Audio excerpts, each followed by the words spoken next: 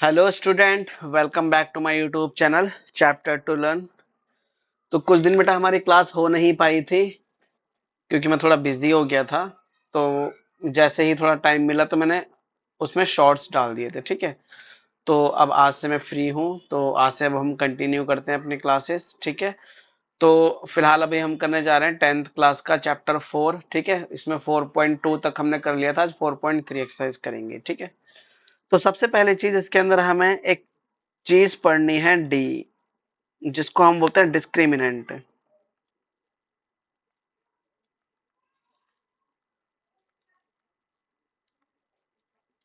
हिंदी में से बोलते हैं विभक्त कर। तो ये क्या होता है? तो डी बराबर आपका एक फॉर्मूला होता है b² - 4ac। अब ये बी ए सी ये चीज क्या है हमारी? तो इसके लिए आपका फॉर्मूला होता है, जैसे एक इक्वेशन होती है ax² + by + c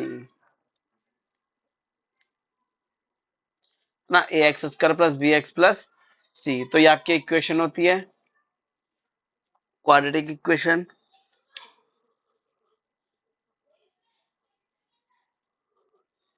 तो इसमें एक्स स्क्वायर के साथ जो नंबर लिखा होता है वो आपका होता है ए, जो खाली एक्स के साथ लिखा होता है वो होता है बी, जो बिना एक्स के होता है वो होता है सी, है ना। तो यही ए बी सी आपको यहाँ पर रखने हैं। ठीक है, इसमें क्या होता है, हमें डी के अकॉर्डिंग हम रूट्स का नेचर बताते हैं, है ना। जो रूट होते हैं ना आपके, रूट मतलब शून्यक जो होते हैं, यानी कि एक्स की वैल्यू जो होती है उसका नेचर बताना होता है आपको कैसा होगा। तो इसके तीन कंडीशन होती है। अगर डी की वैल्यू ग्रेटर देन जीरो आ जाए, अगर डी की वैल्यू ग्रेटर देन जीरो आ जाए तो इस सिचुएशन में रूट रियल होते हैं। ठीक है, तो आप लिखेंगे रियल रूट, या फिर आप ये भी कह सकते हैं कि रूट एग्जिस्ट, यानी कि रूट एग्जिस्ट कर रहे हैं। अगर d is equal to zero आ जाए तो इसमें भी आपका रियल रूट होता है और इसमें भी रूट एग्जिस्ट करते हैं। अब इसमें और इसमें फिर डिफरेंस क्या है? दोनों में सेम चीज है, तो है ना, दोनों अलग अलग क्यों बनाए? वो इसलिए कि इसमें भी रूट एग्जिस्ट करते हैं। रूट एग्जिस्ट मतलब इसमें भी एक्स की वैल्यू आएगी, बट इसमें जो एक्स की वैल्यू आएंगी दोनों अलग अलग आएंगी। अलग अलग जैसे कि अगर एक एक्स की वैल्यू 2 है तो एक एक्स की वैल्यू 3 आ गई, इस तरीके से अलग अलग आएगी। ठीक है, लेकिन जब d is equal to zero होता है तो इसमें x सेम रहता है, यानी कि x की वैल्यू सेम आती है। अगर एक x की वैल्यू -2 है तो दूसरी वाली भी -2 ही होगी। ठीक है, तो इसमें x की वैल्यू सेम होती है। और कंडीशन थर्ड क्या होती है आपकी? ये फर्स्ट हो गई, ये सेकंड हो गई, और उसके बाद आता है आपका थर्ड कंडीशन। थर्ड में क्या होता है? जब d लेस देन जीरो हो जाए, लेस देन जीरो मतलब माइनस में आ जाए, है ना, तो इसके लिए लिखते हैं हम नो रियल रूट्स, या फिर रूट डज नॉट एग्जिस्ट। और जब रूट एग्जिस्ट ही नहीं करेंगे तो एक्स की तो वैल्यू फिर होगी ही नहीं। ठीक है, तो ये तीन कंडीशन आपको ध्यान रखनी है, आपको नेचर बताना होगा अभी आगे क्वेश्चन में, कि अगर डी की value greater than zero, greater than zero मतलब प्लस में एक दो तीन चार पांच, प्लस में कुछ भी आ जाए, D is equal to zero और डी लेस देन जीरो। ठीक है, यानी कि इसमें डी की वैल्यू प्लस में होगी, इसमें जीरो होगी, इसमें माइनस में होगी। ठीक है, तो डी माइनस में होगा तो उसका सॉल्यूशन ही नहीं होगा, यानी कि उसमें रूट रियल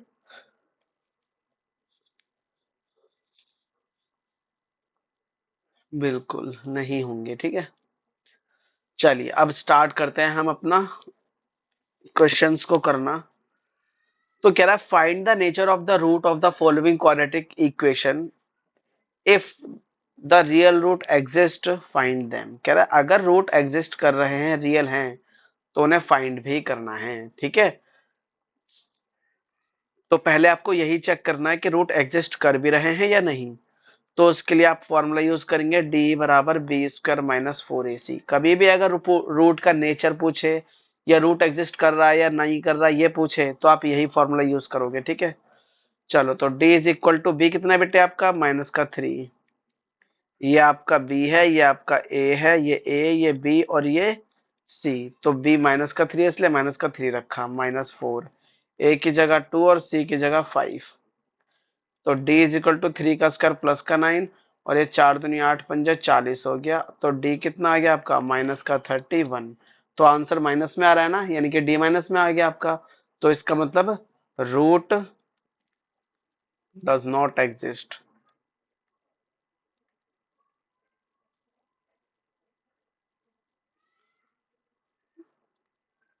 ठीक है, तो रूट एग्जिस्ट नहीं करेंगे इसके अंदर। ठीक है, या फिर हम ये भी लिख सकते हैं नो रियल रूट, यानी कि इसमें रूट रियल नहीं है। ठीक है, बस यहीं पर ही खत्म हो जाएगा ये। आते हैं सेकंड क्वेश्चन पे। अगेन इसमें भी हमें डी पहले चेक करेंगे। तो बी स्क्वायर माइनस 4ac हो जाएगा। अच्छा, यहाँ पे ना ये √3 है। ठीक है, 4√3x। तो डी बराबर बी कितना है आपका माइनस का 4√3 का होल स्क्वायर -4। ए कितना है आपका 3, सी कितना है आपका 4। अब इसे सॉल्व कर लेंगे। माइनस का स्क्वायर प्लस हो जाता है, 4 का स्क्वायर 16, √3 का स्क्वायर खाली 3, और ये 4 तिया 12 चौक 48, और ये भी 48। तो 48 माइनस 48 इज इक्वल टू 0 हो गया आपका। ठीक है, तो यानी कि इसमें डी की वैल्यू क्या आ गई आपकी 0 हो गई। तो रूट एग्जिस्ट कर रहे हैं, रूट एग्जिस्ट है ना। तो जब रूट एग्जिस्ट करेंगे तब आपको वैल्यू भी फाइंड करनी है फिर एक्स की। ठीक है, यानी कि रूट निकालने भी हैं। अब देखो कैसे निकालेंगे। तो रूट देखो, डी निकाल लेने के बाद जब आपको रूट निकालने हो तो रूट निकालने का आपका फॉर्मूला होता है X is equal to minus B plus minus root D upon 2a। ठीक है, ये फॉर्मूला होगा आपका रूट निकालने के लिए जब रूट एग्जिस्ट करें। तो X is equal to minus B, B कितना है बेटे आपका प्लस माइनस का 4√3 प्लस माइनस डी कितना है आपका 0 अपॉन 2, ए कितना है आपका 3। तो एक्स इज इक्वल टू क्या हो जाएगा माइनस माइनस प्लस का 4√3, और ये 2 × 3 ही रहने तो चाहो तो। अब ये 2 से 2 कट जाएगा, 2 2 जा 4, और √3 से 3 कट जाएगा √3 टाइम्स। तो एक्स की वैल्यू क्या आ गई आपकी 2/√3। तो डी की वैल्यू क्या आ रही है 0 आ रही है ना, तो मतलब दोनों ही वैल्यू इक्वल आएंगी, तो दोनों को ही 2/√3 लिख देंगे। आंसर आपका ये हो गया। ठीक है, दोनों रूट आ गए आपके। नेक्स्ट क्वेश्चन, इसमें भी वही पहले डी निकालेंगे, चेक करेंगे कि रूट एग्जिस्ट कर रहा है या नहीं। तो B square minus 4ac formula होता है बी की जगह -6 का होल स्क्वायर -4, ए की जगह 2 और सी की जगह 3। तो 6 का स्क्वायर 36, और ये 4 दूनी 8 तिया 24। तो 36 minus 24 is equal two plus का 12। तो डी की वैल्यू इसमें प्लस में आ गई ना, तो रूट एग्जिस्ट कर रहे हैं, बिल्कुल कर रहे हैं। तो रूट एग्जिस्ट हो गए। ठीक है, और जब रूट एग्जिस्ट करते हैं तो अब आपको फाइंड भी करने होते हैं रूट, है ना। तो उसके लिए फिर से फॉर्मूला लगा दें। एक्स इज इक्वल टू क्या था -b plus minus root D upon 2a। तो x is equal to -b, तो b की जगह माइनस का 6 प्लस माइनस रूट डी, तो d की जगह 12 अपॉन में 1 2, a की जगह 2। ठीक है बेटे, चलो x is equal to minus minus plus का 6, और ये प्लस माइनस √12 को आप 2√3 लिख सकते हो। ठीक है, तो हो जाएगा 2√3 अपॉन में 2 × 2, या 4 भी लिख लो, कोई दिक्कत नहीं है। अब x इज इक्वल टू, यहाँ से 2 कॉमन आ रहे, कॉमन ले लें ऊपर से, है ना। तो यहाँ बचा 3 प्लस माइनस √3 अपॉन 4।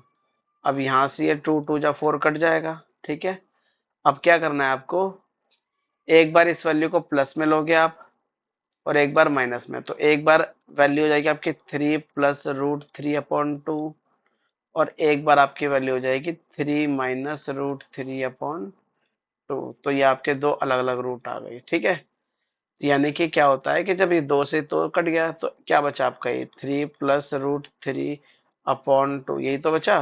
तो एक बार इसको प्लस में लेंगे, तो यहाँ लिखना चाहो तो लिख दो टेक प्लस, और यहाँ पे माइनस में लेंगे तो यहाँ लिख दो टेक माइनस। ठीक है, तो इस तरीके से दो वैल्यू आ जाएंगे आपके। क्लियर, चलिए आते हैं क्वेश्चन नंबर 2 पे।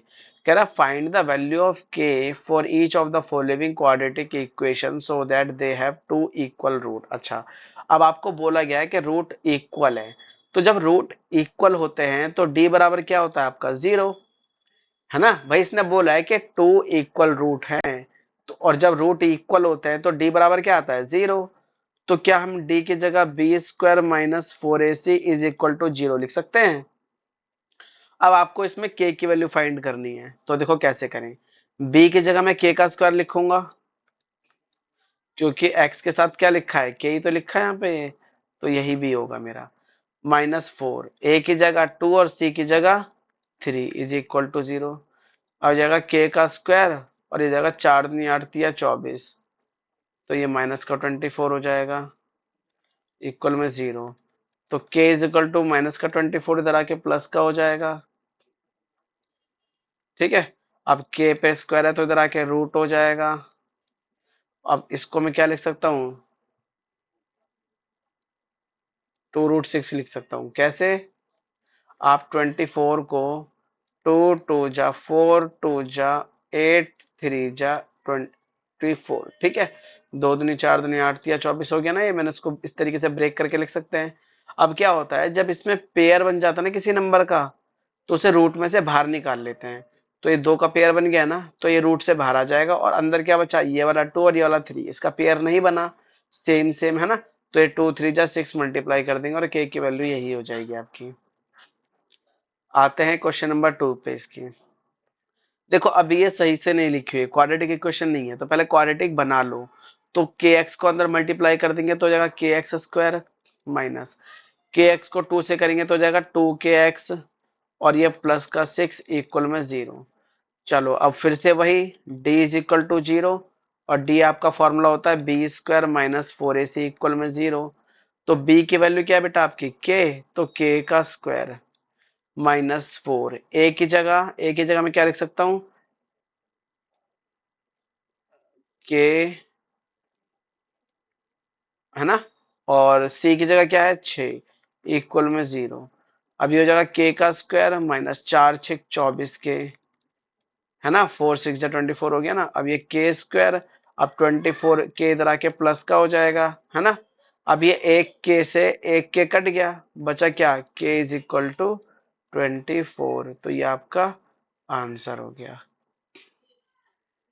आता है क्वेश्चन नंबर 3 पे। कह रहा is it possible to design a rectangular mango whose length is twice its breadth and area 800 metre, if so find its length and breadth. ठीक है, तो पहले तो पूछ रहा है कि पॉसिबल है या नहीं, कि ऐसा कोई रेक्टेंगल पॉसिबल है कि जिसकी लेंथ जो है ब्रेथ की दुगनी हो और एरिया उसका 800 हो। अगर पॉसिबल है तो बताओ उसमें लेंथ और ब्रेथ कितनी होनी चाहिए। ठीक है, क्या क्या होगी लेंथ और ब्रेथ। तो मान लेते हैं अभी कि हमारी जो ब्रेथ होगी वो हो जाएगी x, तो लेंथ अगर डबल है तो हो जाएगी 2x, है ना। अब एरिया ऑफ रेक्टेंगल का फॉर्मूला क्या होता है, एरिया ऑफ रेक्टेंगल आपका होता है L इंटू बी, है ना। तो एरिया ऑफ रेक्टेंगल कितना दे रखा है आपको 800, L कितना दे रखा है आपको 2x, बी कितना दे रखा है आपको खाली x। तो मल्टीप्लाई कर देंगे 2x स्क्वायर, ये 800 यहाँ के माइनस का हो जाएगा इक्वल में 0, है ना। अब इसको पहले वेरीफाई कर लें, मतलब सॉरी डी निकाल लें। तो डी इजिकल टू फॉर्मूला क्या था आपका बी स्क्वायर माइनस 4ac। अब इसमें b क्या है, b तो वो होता है जो x के साथ लिखा हो, इसमें तो x के साथ कुछ है ही नहीं, तो b की जगह 0 -4 a की जगह 2 c की जगह 800। तो d इज इक्वल टू 0 किसी काम का नहीं। अभी हो जाएगा 4 दूनी 8 8 64, यानी कि 64, और ये माइनस और ये भी माइनस, तो माइनस माइनस प्लस हो जाएगा। ठीक है, यानी कि 6400 आ गया आपका डी। अब अगर डी प्लस में आ रहा है तो मतलब पॉसिबल है, यस इट इज पॉसिबल, है ना। अगर डी की वैल्यू प्लस में या फिर 0 आ रही है तो पॉसिबल है, माइनस में आ रही है तो पॉसिबल नहीं होगा। अब अगर पॉसिबल है तो वैल्यू फाइंड करो अब उनकी, है ना। तो x is equal to minus B की जगह 0 प्लस माइनस डी की जगह 6400 अपॉन में 2 ए की जगह 2, तो एक बार अब इसको प्लस में ले लेंगे और एक बार माइनस में ले लेंगे। तो 6400 किसका स्क्वायर होता है पता है? ये होता है आपका 80 का स्क्वायर, और ये नीचे दो दूनी 4। आप एक बार प्लस में ले लो 80/4 और एक बार माइनस में 80/4। तो ये कट गया आपका प्लस का 20 और ये आपका आ जाएगा माइनस का 20। तो लेंथ और ब्रेथ आपकी अब यहां से निकल जाएगी। देखो, अब लेंथ कभी माइनस में तो पॉसिबल हो नहीं सकती है ना, तो प्लस वाली होगी। तो एक्स की वैल्यू आ गई 20, है ना, एक्स की वैल्यू क्या आ गई 20, मतलब ब्रेथ क्या हो गई आपकी 20।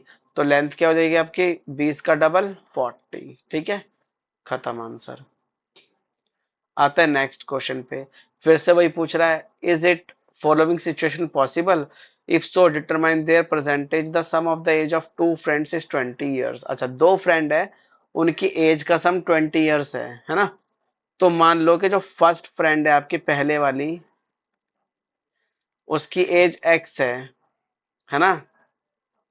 तो सेकंड फ्रेंड जो होगी उसकी एज क्या हो जाएगी 20 माइनस एक्स, है ना। क्या कह रहा है, दोनों का सम 20 है ना बेटा, दोनों का सम 20 है। अब मान लो दोनों का सम 20 है, उसमें से अगर एक 5 है तो दूसरी क्या हो जाएगी, फिर दूसरी 15 हो जाएगी, है ना।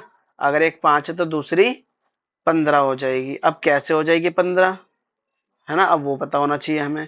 तो देखो, अगर पहले की 5 है तो 20 में से 5 माइनस करो तभी तो 15 आएगी, है ना। और इन्हें जोड़ के 20 भी आ रहा है, राइट है।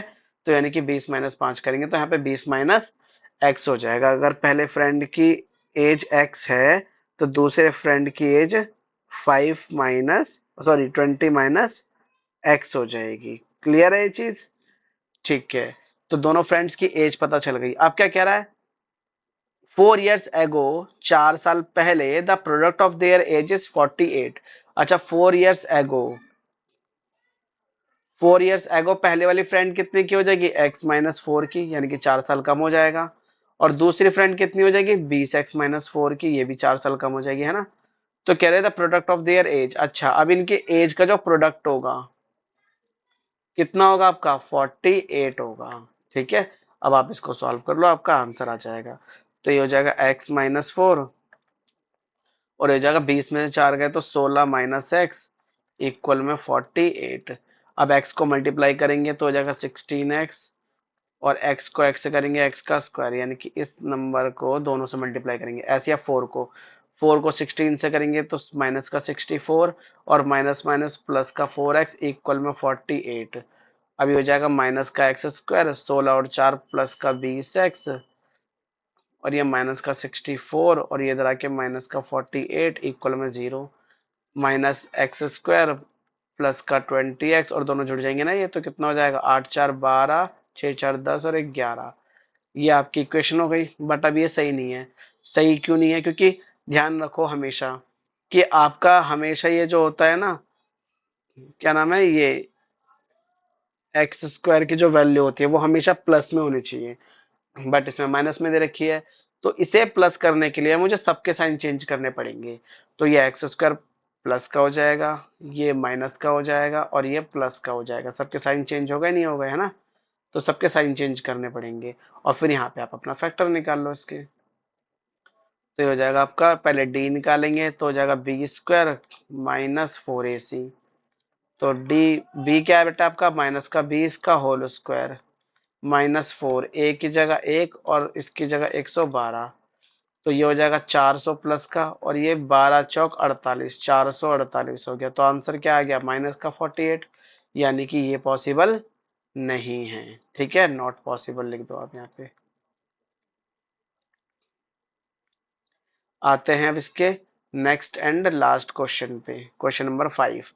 Is it possible to design a rectangular park of perimeter 80। अच्छा, पेरीमीटर बोल रहा है 80, तो पेरीमीटर 80 और area 400 metre square, if so find its length and breadth. Okay, तो लेंथ प्लस ब्रेथ, यही होता है आपका फॉर्मूला पेरीमीटर का, 2l प्लस बी, ये इक्वल टू 80 दे रखा है। तो l प्लस बी की वैल्यू क्या हो जाएगी, सीधा 80/2 कट के आ गया 40, यानी कि एक इक्वेशन हो गई आपकी l plus B is equal to 40। ठीक है, अब क्या कह रहा है ये, अब ये कह रहा है कि L इंटू बी, यानी कि एरिया वो दे रखा है 400। तो यहां से मैं L की वैल्यू निकालूंगा तो क्या आ जाएगा, L इज इक्वल टू हो जाएगा 40 माइनस बी। तो यहाँ रख दें L की जगह, L की जगह लिखेंगे 40 माइनस बी, फिर ये वाला भी इज इक्वल टू में 400। अब इसे मल्टीप्लाई कर देंगे तो हो जाएगा 40b माइनस का बी स्क्वायर इक्वल में 400। सबको वहां ले जाएंगे दूसरी साइड, तो बी स्क्वायर हो जाएगा प्लस का, राइट में ले जाने सबको, माइनस का भी हो जाएगा प्लस का, 40 भी हो जाएगा माइनस का, और 400 तो ऑलरेडी राइट में ही है ना। अब इसका डी निकाल लो, पॉसिबल है या नहीं। तो डी बराबर फॉर्मूला क्या होता है आपका, बी स्क्वायर माइनस 4ac। तो बी की जगह क्या लिखना है हमें, माइनस का 40 का स्क्वायर माइनस 4, ए की जगह 1 और सी की जगह 400, 40 का स्क्वायर 1600 और ये भी 1600, दोनों को माइनस करा 0, डी कितना आ गया आपका, 0 आ गया। ठीक है, तो यानी कि पॉसिबल है। अब x is equal to minus B plus minus root D upon में 2a हो जाएगा। तो x is equal to minus B कितना है, माइनस का 40 प्लस माइनस डी की जगह 0 अपॉन में 2a कितना है आपका 1। तो हो जाएगा x is equal to 400 upon 2। तो x की वैल्यू कितनी आ गई आपकी, 20। ठीक है, सॉरी 400 नहीं, 40 अपॉन 2, तो x की वैल्यू 20 आ गई। तो आपकी लेंथ कितनी हो गई यहाँ पे, अगर आपकी ब्रेथ जो है 20 है तो लेंथ कितनी हो जाएगी, एक मिनट, ये x था, बी की, हाँ वही, मतलब एक तरीके से बी की वैल्यू आ रही है आपकी। ठीक है, तो आपका बी आ गया 20 है ना, तो लेंथ कितनी हो जाएगी आपकी, ये रही 40 माइनस बी, यानी कि वो भी 20 ही हो जाएगी। ठीक है, तो समझ में आ गया। चलिए, तो अभी आपका कंप्लीट हो गया चैप्टर। ठीक है, इसे आप पूरा कर लेना। कोई डाउट हो किसी भी तरह का तो आप मेरे इंस्टा या मेरे टैली पे मुझे मैसेज कर सकता है, या मुझे मेरे वीडियो पे कमेंट भी कर सकते हैं। और अगर मेरी वीडियो पसंद आई हो तो उसे लाइक करें और मेरे चैनल को सब्सक्राइब करें। तो आज की वीडियो ही एंड करते हैं, बाय एंड टेक केयर।